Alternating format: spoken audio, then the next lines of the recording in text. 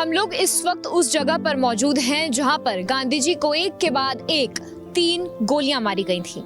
आज हम आपको बताएंगे कि किस तरीके से गांधी जी की हत्या को अंजाम दिया गया।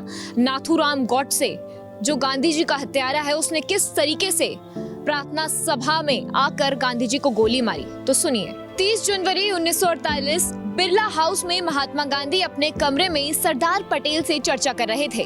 बातचीत गंभीर थी, समय का पता ही नहीं चला।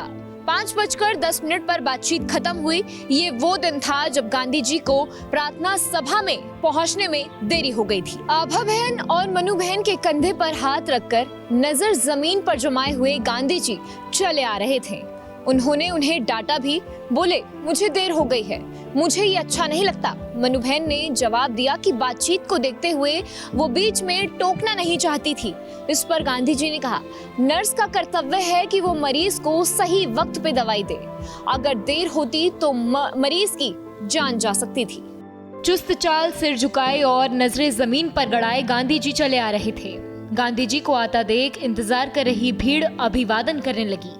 भीड़ ने उन्हें रास्ता दिया ताकि वो आसानी से प्रार्थना सभा में पहुंच जाएं।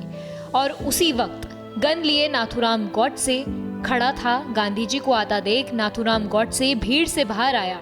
दोनों हथेलियों के बीच रिवॉल्वर छुपाए गांधी जी को प्रणाम किया और फिर एक के बाद एक 3 गोलियां सीने पर चला दी। गांधी जी जमीन पर गिर पड़े। उनका घाव से खून तेजी से बह रहा था। भगदड़ में उनका चश्मा और उनकी खड़ाऊ ना जाने कहीं खो गई थी।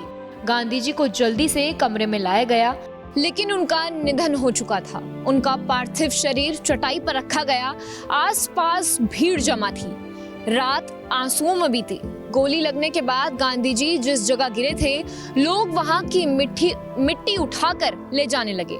वहां गड्ढा बन चुका था। कुछ देर बाद वहां गार्ड भी तैनात कर दिए गए थे। जी हाँ, इस वक्त हम मौजूद थे उस जगह पर जहां पर गांधी जी को एक के बाद एक 3 गोलियां मारी गई थी।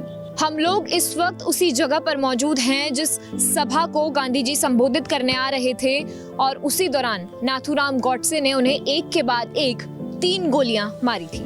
आप देख सकते हैं कि यहाँ पर गांधी जी की प्रतिमा भी बनी हुई है। तो आज हमने आपको बताया कि नाथूराम गॉडसे ने किस तरीके से गांधी जी की हत्या की थी जब वो प्रार्थना सभा में आ रहे थे।